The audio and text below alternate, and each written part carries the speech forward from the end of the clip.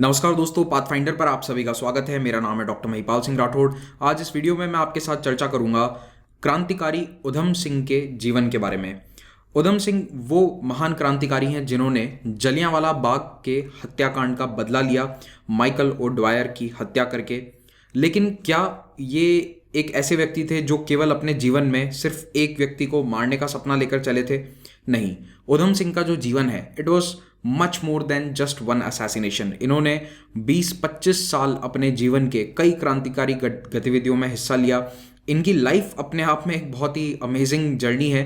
और अब मुझे समझ में आया जब मैंने खुद इतना डिटेल रिसर्च किया इस वीडियो को बनाने के लिए कि लोग इनके जीवन पर फिल्म क्यों बना रहे हैं। लेकिन मैं चाहता हूं कि मेरे जो छात्र हैं, जो एस्पिरेंट्स हैं, वो फिल्म में अपने 2-3 घंटे या फिर कई सौ रुपए खर्च करने की बजाय ये वाला वीडियो देखकर जो इम्पोर्टेंट जानकारी है जो आपके एग्ज़ाम के लिए भी काम में आएगी उसको प्राप्त कर लें। फिल्में आप ज़रूर देख सकते हैं, जब भी आप फ्री हो बिल्कुल देखिए। लेकिन हाँ, ये कहकर फिल्म मत देखिए कि पढ़ाई के पर्पज़ से देख रहे हैं। तो चलिए उधम सिंह जी के जीवन के बारे में हम जानकारी लेना शुरू करते हैं। तो उधम सिंह एक बहुत ही फेमस भारतीय क्रांतिकारी हैं जिन्होंने आज़ादी के आंदोलन में अपना योगदान दिया। इनको कई बार शहीद आज़म ये भी उपाधि दी जाती है और सरदार उधम सिंह भी कहा जाता है। और ये जो इनका टाइटल है शहीद आज़म, इसका मतलब है कि शहीदों के भी ये सरताज हैं। He is the greatest martyr for mother India. तो उधम सिंह का जो जीवन है वो ऐसा नहीं कि केवल भारत में बीता या केवल यूके में बीता। 4 अलग अलग महाद्वीपों पर इन्होंने रहकर काम किया, क्रांतिकारी गतिविधियां करी, कई देशों में इन्होंने नौकरी करी, साथ साथ में अपनी गतिविधियों को भी चलाते रहे। और एक फाइनल माइकल ओडवायर का जो फेमस असैसिनेशन है वो भी इन्होंने अंजाम दिया था। तो आगे बढ़े उससे पहले आपको बताना चाहता हूँ कि अनअकैडमी ऐप पर आप मुझे फॉलो ज़रूर करें। यहाँ पर आपको मेरे लेक्चर्स के अपडेट्स प्राप्त हो जाएंगे। जो मेरी फ्री स्पेशल क्लासेस होती हैं ट्यूसडे और वेडनेसडे को होने वाली हैं, उनके नोटिफिकेशन आपको प्राप्त हो जाएंगे अगर आप मुझे वहाँ पर फॉलो कर रहे हैं तो। और इस लेक्चर का और अन्य पाथफाइंडर के लेक्चर्स का PDF आपको इस टेलीग्राम चैनल पर मिल जाएगा। तो देखिए, इनके जीवन परिचय से शुरुआत करते हैं। इनका जन्म हुआ था सन 1899 में। संगरूर ज़िला है पंजाब में, वहाँ पर एक छोटा सा गांव है सुनाम में। और इनका जो ओरिजिनल बर्थ नेम है वो शेर सिंह है। ये एक पंजाबी कंबोज परिवार में जन्म लेते हैं जो एक दलित परिवार था। और इसीलिए आप देखेंगे कि बाद में कई जो पॉलिटिकल पार्टीज़ हैं वो इनको एक दलित आइकन के रूप में भी आज देखती हैं। बहुत ही कम उम्र में इनकी माताजी की मृत्यु हो जाती है और उसके कुछ ही समय बाद इनके पिताजी भी चल बसे। ये और इनके भाई एक अनाथालय भेजे जाते हैं। और अमृतसर में पुतली घर नाम की एक जगह है जहाँ पर ये गोल्डन टेम्पल के पास ही है, वहाँ पर ही ये अनाथालय में पले बड़े, यहीं पर इन्होंने शिक्षा ग्रहण करी। लेकिन अनफॉर्चुनेटली इनके भाई की भी यहाँ पर मृत्यु हो जाती है एक बीमारी के कारण। तो इस तरह से बहुत ही छोटी उम्र में उधम सिंह ने, या शेर सिंह ने जो उनका ओरिजिनल नाम था उस समय, काफ़ी अपने परिवार में इस तरह का माहौल देख लिया। So he became very serious and दूसरों की मदद करने के लिए हमेशा तत्पर रहते थे। 1918 में ये अपना मैट्रिकुलेशन एग्ज़ाम देकर, यानी कि स्कूल एग्ज़ाम पास करके चले जाते हैं और फिर ये ब्रिटिश आर्मी में नौकरी करने चले जाते हैं। उस वक्त वर्ल्ड वॉर 1 चल रहा था, ख़त्म होने वाला था। लेकिन जो उसका आखिरी का समय है वहाँ पर ये ब्रिटिश इंडियन आर्मी में या तो एक कारपेंटर या मैकेनिक, दोनों में से किसी एक फील्ड में काम कर रहे थे। सोल्जर नहीं थे, लड़ाई नहीं लड़ रहे थे, उम्र काफ़ी छोटी थी। उस समय इनकी यूनिट्स मेसोपोटामिया में तैनात थी जो आज का इराक है। तो जब युद्ध खत्म हो जाता है उसके कुछ समय बाद ये लौट कर आते हैं भारत वापस। अमृतसर ही लौट कर आते हैं 1919 में। अब जैसे ये लौट कर आए उसी समय जलियांवाला बाग हत्याकांड होता है। अब देखो, यहाँ पर 2 इश्यूज़ हैं। कुछ जगहों पर ऐसा लिखा गया है कि ये जलियांवाला बाग मैसेकर के दिन वहाँ पर मौजूद थे, लेकिन कुछ सोर्सेस ये भी कहते हैं कि वो तो भारत ही जून 1919 में आए थे और जलियांवाला बाग हो गया था 13 अप्रैल को। तो आई एम श्योर आप सबको जलियांवाला बाग हत्याकांड के बारे में पता होगा। तो यहाँ पर एक बहुत बड़ी पब्लिक मीटिंग थी, बैसाखी का दिन था। 2 कांग्रेस लीडर्स जो हैं उनको अरेस्ट कर लिया गया था पुलिस के द्वारा और अमृतसर में कर्फ्यू लगा दिया गया था। लेकिन कर्फ्यू की जानकारी आम लोगों को नहीं थी। तो जब ये भीड़ इकट्ठा थी वहाँ पर, उनमें से कई लोग तो बैसाखी के दिन दर्शन करने आए थे और उसके बाद ऐसे ही बैठे थे पार्क में। तो वहाँ पर ये जो खाली मैदान है, यहाँ पर जनरल डायर जो वहाँ पर लोकल मिलिट्री ऑफिसर था वो आर्मी लेकर आ जाता है और वहाँ पर फायरिंग ओपन कर दी जाती है। अब कुछ सोर्सेस ये कहते हैं कि उधम सिंह अपने कुछ दोस्तों के साथ वहाँ पर उस दिन मौजूद थे और लोगों को पानी पिला रहे थे, क्योंकि वो ऑर्फनेज में पले बड़े थे, पास में ही वो ऑर्फनेज है और उसी क्षेत्र में वो वहीं पर रहते थे। तो यहाँ पर ही थे वो इस दिन। तो यहाँ पर रेजिनल्ड डायर जो कि आर्मी का ऑफिसर था, उसने भीड़ पर गोलीबारी करवा दी और यहाँ पर 1000 से भी ज़्यादा लोगों की मृत्यु हो जाती है। ऑफिशियल फिगर्स 380 के आसपास कहते हैं, लेकिन जो अनऑफिशियल फिगर्स हैं वो 1000 से लेकर 2200 तक बताते हैं। इनफैक्ट एक ब्रिटिश डॉक्टर था जो वहाँ पे हॉस्पिटल में काम करता था, उसका एस्टिमेट था कि 1800 लोग यहाँ पर मारे गए थे। इंजर्ड अलग थे, चोट लगी वो अलग है, कोई जिंदा बच गया गोली लगने के बाद वो अलग है, इतने लोग तो मारे गए हैं। तो ये भारत के इतिहास में सबसे बड़े सिविलियन हत्याकांड में से एक है। अब जलियांवाला हत्याकांड के बाद एक 20 साल का नौजवान शेर सिंह अंग्रेज़ी हुकूमत से नफरत करने लगता है। जिस आर्मी में वो कुछ महीने पहले ही नौकरी करके आया है, उसे समझ में आता है कि ये तो निर्दयी सिविलियन लोगों पर, निहत्थे लोगों पर गोलियां चलाने वाली आर्मी है। और इसके बाद वो ब्रिटिश एम्पायर या ब्रिटिश हुकूमत के खिलाफ गतिविधियां शुरू कर देता है। लेकिन याद रखिए कि शेर सिंह एक अनाथ है, दुनिया में कोई परिवार नहीं है, कोई संपत्ति, प्रॉपर्टी, कोई भी सोशो इकोनॉमिक बैकअप नहीं है। तो ऐसे में एक 20 साल का लड़का क्या करेगा? उसे नौकरी की ज़रूरत है, काम की ज़रूरत है। तो इसीलिए उधम सिंह जो है वो अपने जीवन के अगले 20 साल आप देखोगे कि यही ट्रेंड रहेगा कि ही कीप्स ऑन वर्किंग, एक वर्किंग क्लास रेवोल्यूशनरी है।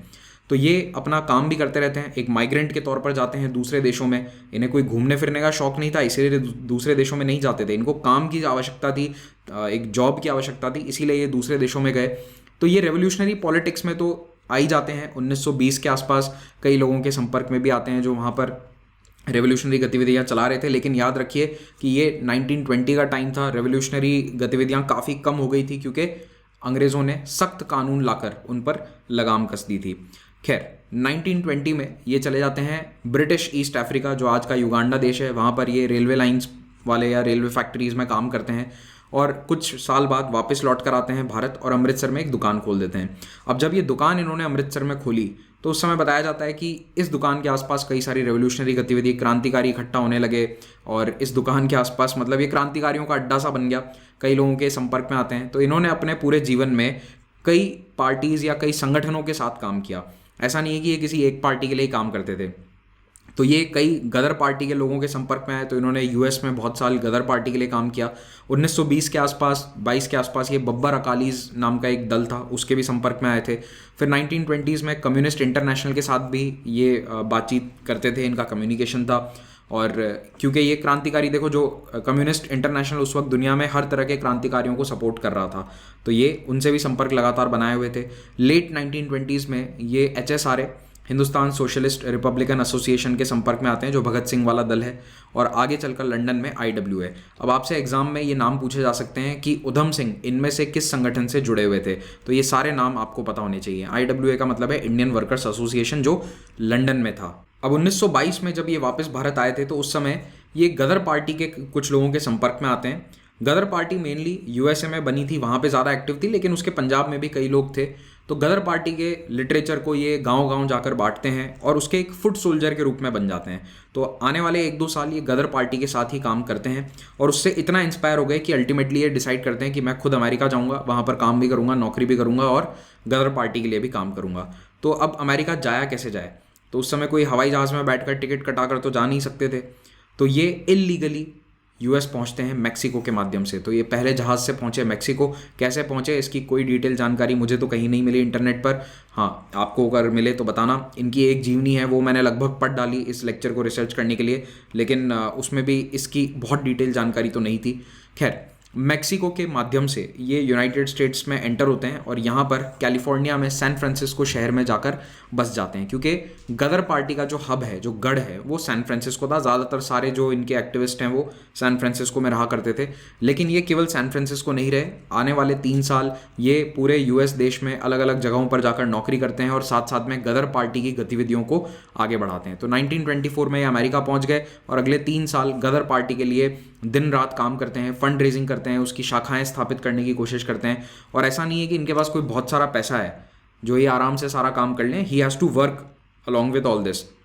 तो सैन फ्रांसिस्को में, डिट्रॉइट, न्यूयॉर्क, शिकागो जैसे शहरों में ये काम करते हैं। इनको हाथ का काम आता था, तो ही वॉज गुड मैकेनिक। कुछ गाड़ियों की कंपनियों में इन्होंने काम किया, फिर उसके बाद कुछ जहाज़ की कंपनियों में भी काम किया। इसी समय इन्होंने एक छोटी सी अपनी पार्टी भी स्टार्ट करी, आज़ाद पार्टी, जो एक गदर मूवमेंट का ही एक ब्रांच थी। हालांकि इसको ज़्यादा कोई लंबे समय तक सस्टेन ये कर नहीं पाए।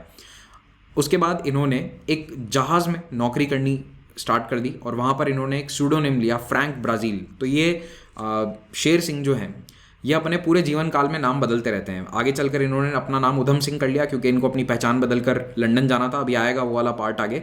पर यहाँ पर अमेरिका में वो नज़र में आ गए थे पुलिस के, इंटेलिजेंस के, क्योंकि जो भी ये रेवोल्यूशनरीज होते थे गदर पार्टी के, ये सब हमेशा इंटेलिजेंस की नज़रों में रहते थे। अमेरिकन इंटेलिजेंस भी, क्योंकि यूके की इंटेलिजेंस उनको यहाँ पर इनपुट देती रहती थी। तो इन्होंने अपना नाम बदला, फ्रैंक ब्राज़ील, थोड़ा सा हुलिया वगैरह बदला। एंड आई एम श्योर कि वो जो मूवी आ रही है उसके अंदर बहुत अच्छे से इसको दिखाया जाएगा। तो इन्होंने अपना हुलिया बदला और फ्रैंक ब्राज़ील नाम से जहाज़ पर नौकरी करने लगे। और इस जहाज़ की नौकरी के कारण वो यूरोप, मेडिटेरेनियन, एशिया पैसिफिक कई जगह पहुँचते थे और सभी जगह उन्होंने गदर पार्टी के क्रांतिकारियों से संपर्क स्थापित किया, उसका नेटवर्क काफ़ी फैलाया। देखो, गदर पार्टी जो है वो मेनली एक ऐसी पार्टी थी जिसमें भारतीय मूल के लोग जो विदेशों में रह रहे हैं वो शामिल थे। तो इन्होंने इस नेटवर्क को काफ़ी स्ट्रॉन्ग किया क्योंकि 1919 के बाद गदर पार्टी पर बहुत बड़ा क्रैकडाउन हुआ था और उसके बाद वो बहुत कमज़ोर हो गई थी, उनका नेटवर्क लगभग समाप्त हो गया था। अब 3 साल तक ये सब करने के बाद यूरोप, एशिया पैसिफिक, मेडिटेरेनियन, इन सभी क्षेत्रों में घूमने के बाद कई देश में गए, मतलब घूमने नहीं गए थे, काम कर रहे थे जहाज़ पे। जहाज़ जहाँ जहाँ जाता था वहाँ जाकर ये रेवोल्यूशनरी से भी संपर्क करते थे। तो 3 साल ये सब कुछ करने के बाद 1927 में जुलाई के महीने में ये लौट कर आते हैं भारत। इस बार ये अपने साथ 25 लोगों को और लेकर आए जो बाहर दूसरे देशों में रह रहे थे, इन्हीं के जैसे वर्कर्स। उनको कहा कि चलो क्रांति करने का समय आ गया है। और ऐसा बताया जाता है कि इस समय ये भगत सिंह के संपर्क में भी थे। अब एग्जैक्ट इसके बारे में कोई जानकारी नहीं है कि वो कितना संपर्क में थे, लेकिन हाँ, दोनों को एक दूसरे के बारे में जानकारी थी, HSRA की गतिविधियों के बारे में इन्हें जानकारी थी। तो ये अपने 25 साथियों को लेकर आते हैं भारत और काफ़ी सारा असला बारूद लेकर आए, एम्यूनिशन, रिवॉल्वर और गदर पार्टी के मैगजीन, अखबार वगैरह थे इनके पास। तो ये जब वापस आते हैं तो इंटेलिजेंस के रेडार पर ये ऑलरेडी थे और आते ही 1-1.5 महीने में इनको अरेस्ट कर लिया जाता है। जब इनको अरेस्ट किया गया तो इनके पास हथियार थे, अनलाइसेंस्ड रिवॉल्वर, एम्यूनिशन और सबसे इंपॉर्टेंट गदर पार्टी जो भारत में बैंड थी उसका ऑफिशियल पेपर गदर-ए-गूंज वो उनके पास पाया गया। तो इन्हें आर्म्स एक्ट के तहत इन पर मुकदमा चलाया गया कि आपके पास हथियार हैं, इलीगल, और इन्हें 5 साल की सज़ा दी जाती है। तो भारत आए और 1.5 महीने में इन्हें अरेस्ट कर लिया गया और 5 साल की सज़ा दे दी गई। फिर ये अगले 4 साल भारत की जेलों में रहते हैं। अब ये जब जेल में थे तब मियाँवाली प्रिजन में शायद ये भगत सिंह से मिले थे। I am forgetting the exact name of the prison, I think it is Mianwali, ठीक है। तो एक जगह है पंजाब के अंदर, तो मियाँवाली जेल में भगत सिंह से ये मिलते हैं और भगत सिंह के बारे में इनको जानकारी थी। मिले दोनों कभी नहीं थे, लेकिन दोनों एक दूसरे के बारे में वाकिफ़ थे, एक दूसरे की गतिविधियों से वाकिफ़ थे। एंड आपको ये भी बता दूं, कई जगह ये गलत जानकारी दी हुई है कि भगत सिंह ने इनको बुलाया था। भगत सिंह ने इनको कहीं भारत नहीं बुलाया था, ये अपना इंडिपेंडेंट काम कर रहे थे, भगत सिंह अपना इंडिपेंडेंट HSRA चला रहे थे। लेकिन जेल में दोनों की मुलाकात होती है 1929 में और उसके बाद भगत सिंह और उधम सिंह दोनों एक दूसरे के बहुत अच्छे दोस्त बन जाते हैं। इनफैक्ट उधम सिंह उम्र में इनसे बड़े थे, 8-9 साल बड़े थे, उसके बावजूद ये इतना इंस्पायर हो जाते हैं भगत सिंह से कि इन्हें अपना गुरु कहते हैं। मतलब ऐसे कहते हैं कि तुम तो मेरे गुरु हो। और भगत सिंह की फ़ोटोग्राफ हमेशा अगले 10-12 साल इनके जेब में रहेगी, इनके वॉलेट में हमेशा भगत सिंह की फ़ोटो रही थी। तो कुल मिलाकर ये भगत सिंह से काफ़ी इंस्पायर्ड थे, उनके आदर्शों से, रेवोल्यूशनरी आइडियल से। इनफैक्ट इतना ज़्यादा इंस्पायर हो गए थे, ऐसा बताते हैं कि इन्होंने जो ये ट्रेडिशनल सिख पग और केश रखना होता है ये भी छोड़ दिया था। और उसका खैर दूसरा भी रीज़न था कि जब आप जेल से बाहर आते हो आपको हुलिया बदल कर पुलिस से भागना होता है, तो उसमें भी वो फ़ायदा देता है। तो उन्होंने दाढ़ी अपनी पूरी क्लीन शेव कर ली जब उसके बाद 1931 में जब ये जेल से बाहर आए, और क्लीन शेव करने के बाद इन्होंने अपने बाल भी छोटे रखने शुरू कर दिए। तो इस तरह का लुक इन्होंने अपना लिया और इसके पीछे काफ़ी हद तक इंस्पिरेशन भगत सिंह भी बताए जाते हैं। खैर 1931 में आपको पता ही होगा कि भगत सिंह को तो फांसी पर चढ़ा दिया गया था। 1931 में अपनी सज़ा काटने के बाद जब ये जेल से छूटकर बाहर आए तो लगातार पुलिस की नज़र इन पर थी और इन्हें समझ में आ गया था कि अब इतनी ज़्यादा पुलिस की निगरानी रहेगी तो यहाँ पर ज़्यादा रेवोल्यूशनरी गतिविधियाँ नहीं कर सकते। तो ये कोशिश करने लगे कि वापस से कहीं दूसरे देश में जाकर अपनी क्रांतिकारी गतिविधियों को आगे बढ़ाया जाए। तो ये पहले कश्मीर की तरफ चले जाते हैं और उसके बाद कश्मीर से ये लगातार कोशिश करते हैं भागने की पुलिस को चकमा देकर। अल्टीमेटली ही इज़ सक्सेसफुल, लेकिन अब ये लीगली तो जा नहीं सकते, है ना, कि जहाज़ पर बैठकर, पानी के जहाज़ पर बैठकर चले गए। तो ये ज़मीनी यात्रा करते हैं जो आज भी एक बहुत ही डिफ़िकल्ट रूट है। कश्मीर से सेंट्रल एशिया से होते हुए ये यूरोप तक पहुंचते हैं। कई महीनों, साल भर की ये जर्नी थी, इसमें ये बहुत तकलीफ़ें भी देखते हैं, लेकिन अल्टीमेटली ये जर्मनी पहुंचने में सक्सेसफुल होते हैं 1933 तक। लेकिन वहाँ पर उस समय नाज़ी पार्टी की सरकार बन जाती है। अल्टीमेटली ये जर्मनी से होते हुए कुछ समय बाद यूके पहुँच जाते हैं। तो यूके में आकर फाइनली ये सेटल होते हैं लंदन में। यहाँ पर इन्होंने कई नौकरियाँ करी, छोटी बड़ी, कहीं पर इलेक्ट्रीशियन का काम, कहीं पर कारपेंटर का काम। इनफैक्ट 2 फिल्मों में इन्होंने एक्स्ट्रा का भी काम किया था।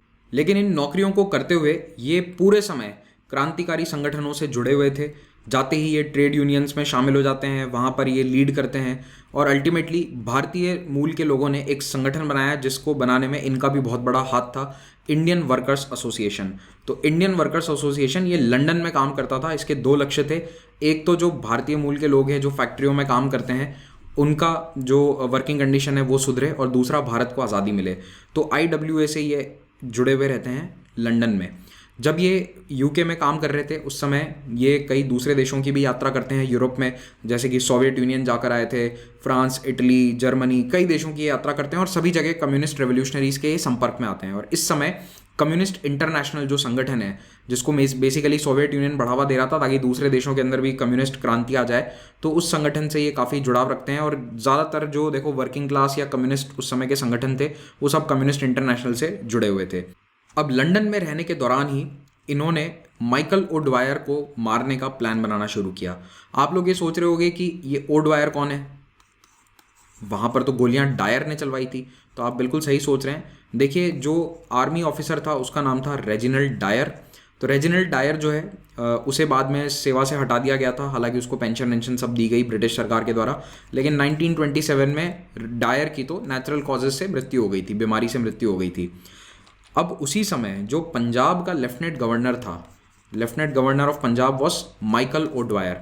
तो माइकल ओडवायर ने उस समय जलियांवाला बाग के समय अपने सबॉर्डिनेट यानी कि जनरल डायर का बचाव किया था और साफ मना कर दिया था कि जनरल डायर पर मैं कोई कार्रवाई नहीं करूंगा, जो इसने किया है वो बिल्कुल सही है।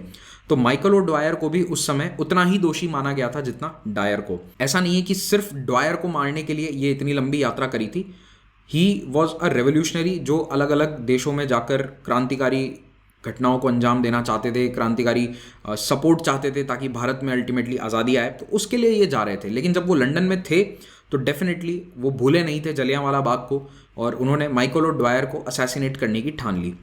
तो इन्होंने माइकल ओडवायर पर गोली चलाई बड़ी फेमसली 13 मार्च 1940 1940। वर्ल्ड वॉर 2 शुरू हो चुका था लेकिन अभी उतना एक्टिव फेज नहीं चल रहा था। जिस जगह ये गोली चलाई इन्होंने उसे कहते हैं कैक्सटन हॉल नाम की एक जगह है। यहाँ पर हो क्या रहा था, तो देखो कई सारे रिटायर्ड ब्रिटिश ब्यूरोक्रेट्स जो भारत में सेवाएं दे चुके थे, जैसे कि एक्स सेक्रेटरी ऑफ स्टेट जो पहले गवर्नर ऑफ बंगाल रह चुके थे, former governor of Bombay, former lieutenant governor of Punjab Louis Dane, ये सभी सीनियर ब्रिटिश ब्यूरोक्रेट्स यहाँ पर मीटिंग कर रहे थे। मीटिंग थी east India association and central Asian society की, और इस मीटिंग का लक्ष्य क्या था, ये सारे पुराने बूढ़े बूढ़े रिटायर्ड ब्यूरोक्रेट्स मिलकर ब्रिटिश गवर्नमेंट को सुझाव देना चाहते थे कि भारत में पॉलिसी क्या होनी चाहिए, क्योंकि भारत में आज़ादी की डिमांड चल रही थी उस समय, पता ही होगा आपको। तो ये सब चाह रहे थे कि भारत को आज़ादी उस समय ना मिले। तो माइकल ओडवायर भी यहाँ पर इसी मीटिंग में आने वाले थे, और जैसे ही इनको ये पता चलता है उधम सिंह को, तो इन्होंने तुरंत एक पिस्तौल खरीदी और उधम सिंह ने इन चारों पर गोली चला दी। याद रखना, ऐसा नहीं है कि केवल माइकल ओडवायर को मारने की कोशिश करी, सभी पर गोली चलाई थी। मरा केवल ये था क्योंकि दूसरों पर जो गोली है वो लग नहीं पाई, लोगों ने इनको टैकल कर लिया, और वहाँ पर ऑफ कोर्स दूसरे लोग भी थे तो इनको बाद में अरेस्ट कर लिया गया उसी समय। और ये एक उस समय का फोटो है। तो ये है Udham Singh. By the way, इनका नाम उधम सिंह कैसे हो गया, तो जब ये लंदन गए तब इन्होंने खुद ही अपना नाम चेंज करके उधम सिंह कर दिया, ठीक है, क्योंकि उनका जो पुराना नाम था शेर सिंह वो सभी जगह पुलिस रिकॉर्ड में आ चुका था। तो इनको पता था कि मैं शेर सिंह अब कहीं यूज़ नहीं कर सकता, तो इन्होंने अपना नाम 1933 के आसपास बताते हैं कि बदल लिया, and he became Udham Singh. गोली लगने से माइकल ओडवायर की तो उसी दिन मृत्यु हो जाती है। हॉस्पिटल पहुंचा लेकिन हॉस्पिटल में इसको बचा नहीं पाए, और उधम सिंह ने तुरंत सरेंडर कर दिया, और कुछ ही महीने कोर्ट केस चलता है और उसके बाद जुलाई में इन्हें फांसी की सज़ा दे दी जाती है। तो इनके ऊपर जब हत्या का आरोप लगा तो इनका ट्रायल चला। ट्रायल इनका बड़ा फेमस था क्योंकि उस समय उन्होंने जो स्टेटमेंट दिए अदालत में वो बहुत ही ऐसे थे जो ब्रिटिश कॉलोनियल एम्पायर के खिलाफ थे। तो उस समय उनकी स्पीच को अखबारों में छापने भी नहीं दिया गया था। जनरली क्या होता है कि कोर्ट की प्रोसीडिंग्स अखबारों में छपती है, किसने क्या कहा, उसने ये कहा, लेकिन इनकी जो स्पीच थी वो इतनी ज़बरदस्त क्रांतिकारी थी कि जज ने मना कर दिया कि ये अखबारों में नहीं छपेगा। और 50 साल बाद 95 में एक वहाँ पर जैसे हमारे यहाँ RTI एक्ट होता है, वैसे ही इंग्लैंड के अंदर जो भी कानून है राइट टू इन्फॉर्मेशन जैसा, उसके माध्यम से वो स्पीच बाहर निकलवाई गई और तब जाके वो रिलीज़ हुई है 96 के आसपास। तो आप समझ लीजिए कि कितनी ज़बरदस्त वो स्पीच थी। इन पर जब मुकदमा चला उससे पहले ये कुछ महीने जेल में भी रहे, तो जेल में इनसे जब नाम पूछा गया तो इन्होंने अपना ऑफिशियली नाम बताया राम मोहम्मद सिंह आज़ाद। क्यों? क्योंकि इसके अंदर भारत के जो 3 प्रमुख धर्म हैं तीनों के नाम शामिल हो गए, और आज़ाद का तो लिटरल मीनिंग यही होता है कि इंडिपेंडेंट है। फिर जेल में भी थे तब भी इन्होंने बहुत कुछ करने की कोशिश करी, जेल में लोगों को क्रांतिकारी बनाने की कोशिश करते थे। 42 दिन इन्होंने भूख हड़ताल भी करी कि मैं तो यहाँ पर कुछ नहीं खाऊंगा। इनको फोर्स फीड किया गया था जैसे भगत सिंह को भी किया गया था, सेम उसी तरह से। अल्टीमेटली जून में इनका ट्रायल शुरू होता है। इनको रिप्रेजेंट करने के लिए वहाँ पहुंचे वी.के. कृष्ण मेनन। वी.के. कृष्ण मेनन का नाम आपने सुना होगा, 1962 इंडिया चाइना वॉर में बाद में इनका बहुत बड़ा रोल था। और एक ब्रिटिश एमपी थे सर सेंट जॉन हचिनसन, वो भी इनको रिप्रेजेंट कर रहे थे। तो इन दोनों ने उनका मुकदमा लड़ा, लेकिन अल्टीमेटली मुकदमा हार जाते हैं और बहुत ही कम समय तक ये मुकदमा चला था। जुलाई में तो इनको फांसी दे दी गई थी, 31 जुलाई को इन्हें फांसी पर लटका दिया जाता है। ये एक फ़ोटोग्राफ है जब इंग्लैंड में ये रह रहे थे उस समय कम्युनिटी कहीं पर ये किचन के अंदर ऐसे लंगर में रोटियां बेल रहे हैं, उसका ये फ़ोटोग्राफ है, काफ़ी शानदार। तो इनका जो जीवन है उधम सिंह का, वो एक स्पीच में भी आप समझ सकते हो। जब ये अदालत में इन्होंने एक स्पीच दी थी, इन्होंने कहा कि मुझे मौत की सज़ा से कोई फ़र्क नहीं पड़ता, मेरे लिए वो कोई मायने नहीं रखती, मैं जीऊँ या मरूँ उससे मुझे कोई मतलब नहीं है। मैं ब्रिटिश एम्पायर से डरता नहीं हूँ, लेकिन ब्रिटिश हुकूमत के कारण, ब्रिटिश कॉलोनियल सिस्टम के कारण मेरा पूरा देश सफ़र कर रहा है। और अगर मेरी इस एक कृत्य से, अगर इस एक गोली चलाने से मेरे देश की मदद होती है तो मैं ये करूँगा, ठीक है। I hope when I have gone in my place will come others of my countrymen to drive the dirty dogs. तो उन्हें जज के मुंह पर इनको बोला कि आप लोग डर्टी डॉग्स हैं और आपको यहाँ से हटाने के लिए मेरे जैसे और भी लोग यहाँ पर इस धरती पर पैदा होंगे, हिंदुस्तान की धरती पर। और जब तुम लोग वापस आते हो तो तुम्हें तो यहाँ हाउस ऑफ कॉमन्स में सीट मिल जाती है, लेकिन जब हम इंग्लैंड में आएंगे तो हम तुम्हें मार देंगे। उधम सिंह को फांसी देने के बाद वहीं लंदन की जेल में दफना दिया गया था, लेकिन आज़ादी के कई साल बाद इनके शरीर को वहाँ से वापस यहाँ लाया गया, उनके रिमेन्स को यहाँ लाया गया भारत, और विधिवत अंतिम संस्कार किया गया इनके होम टाउन में। और उसके बाद इनकी राख को सतलज नदी में बिखेर दिया गया। इनकी राख का कुछ हिस्सा आज भी जलियांवाला बाग में मौजूद है, वहाँ पर इसे रखा गया है, इसे सही अच्छे से रिटेन किया गया है। क्यों? क्योंकि जलियांवाला बाग का एक तरह से इन्होंने बदला ले लिया, और जो इनका पुराना घर है सुनम में, वो आज एक म्यूज़ियम में कन्वर्ट हो चुका है। अब आपने देख ही लिया कि इनका जीवन और इनका सफ़र कितना शानदार, रोमांचक और कितने अप्स एंड डाउन्स वाला था। तो इसीलिए ये फिल्म मेकर्स का फेवरेट सब्जेक्ट रहा है। इनके जीवन पर कई फिल्में बन चुकी हैं और एक लेटेस्ट फिल्म अभी आ रही है सरदार उधम नाम से। तो आई एम श्योर कि जब ये वीडियो आप देख रहे होंगे तब तक फिल्म रिलीज़ हो चुकी होगी। तो ये रीज़न है, और मुझे लगता है कि डेफिनेटली हमारे जो क्रांतिकारी हैं उन पर इस तरह की और फिल्में आनी चाहिए। मैं अपनी तरफ से कोशिश करूंगा कि मैं जितने ज़्यादा क्रांतिकारी नेता हो सके उनकी जीवनी आपके सामने लेकर आऊँ, जीवन परिचय लेकर आऊँ। मैं ऑलरेडी 2-3 बायोग्राफीज़ नेशनल मूवमेंट के लीडर्स की बना चुका हूँ, तो इसी प्लेलिस्ट में आपको ये वीडियो भी अब देखने को मिल जाएगा। जाते आते 1-2 बातें और बता देता हूँ कि देखो, इनके नाम के पीछे उधम सिंह नगर डिस्ट्रिक्ट है उत्तराखंड में। अब वो जो मैं पॉलिटिक्स की बात कह रहा था वो यही थी कि जब बीएसपी पावर में आई थी तब बीएसपी ने ज़िले का नाम रखा था उधम सिंह नगर। इनकी डेथ एनिवर्सरी को पंजाब और हरियाणा में एक पब्लिक हॉलीडे के रूप में रखा जाता है, और इनका एक 10 फीट ऊंचा स्टैचू जलियांवाला बाग के बिल्कुल बाहर आपको देखने को मिलेगा, और ये है सरदार उधम सिंह का स्टैचू। तो इसी के साथ आज इस लेक्चर को समाप्त करेंगे। अगर आपको ये अच्छा लगा लेक्चर तो प्लीज़ चैनल को सब्सक्राइब ज़रूर करें और वीडियो को लाइक करें, तो इससे यूट्यूब को पता चलता है कि लेक्चर अच्छा था। और रविवार को जो कॉम्बैट होने जा रहा है उसमें हिस्ट्री के क्वेश्चंस मेरे द्वारा बनाए गए हैं, तो उन्हें अटेम्प्ट कीजिए। और यहाँ पर अगर आप अच्छा स्कोर करोगे तो आपको स्कॉलरशिप मिल जाएगी। आप अनअकैडमी के सब्सक्रिप्शंस को फ्री में अवेल कर सकते हैं, फिर उससे आप एनसीईआरटी पॉलिटी जैसे कोर्सेज को देख सकते हैं। 20 अक्टूबर से मेरा कोर्स स्टार्ट हो रहा है, लिंक नीचे डिस्क्रिप्शन में है। और जो भी कोर्स आप देखना चाहो किसी भी टीचर का, तो वो अनअकैडमी प्लस सब्सक्रिप्शन पे आपको मिल जाएगा। तो प्लस और आइकॉनिक 2 सब्सक्रिप्शन है, जो भी सब्सक्रिप्शन आप अवेल करें उसमें 10% डिस्काउंट मिल जाएगा if you are using the code Mahipal. Optional के कोर्सेज भी यहाँ अवेलेबल हैं। यूपीएससी सिविल सर्विसेज एग्ज़ाम को क्रैक करने के लिए जो भी आपको मदद चाहिए वो अनअकैडमी आपको मुहैया करवाता है, और ईएमआई ऑप्शन पर भी आप इस कोर्स को अवेल कर सकते हैं। तो ईएमआई कैसे अवेल करना है, वीडियो के नीचे डिस्क्रिप्शन में जो पहला लिंक है गूगल फॉर्म है उसको आप भर दीजिए, उसमें अपनी कॉन्टैक्ट डिटेल्स डालिए, हमारे टीम मेंबर्स आपसे संपर्क करके पूरा प्रोसेस आपको बता देंगे। हर वेडनेसडे को नए बैचेस बनते हैं, उनको आप ज्वाइन कर सकते हैं, और मेंस आंसर राइटिंग प्रोग्राम भी स्टार्ट होने वाला है। ऑप्शनल के नए बैचेस स्टार्ट हो रहे हैं 21 से। हमारी फ्री टेस्ट सीरीज़ का फ़ायदा उठाइए, और लास्ट ईयर के सिविल सर्विसेज एग्जाम में अनअकैडमी से जुड़े कई लर्नर्स टॉप रैंक्स लेकर आए हैं, तो इन सभी को बधाई। Thank you very much for watching this. Have a great day.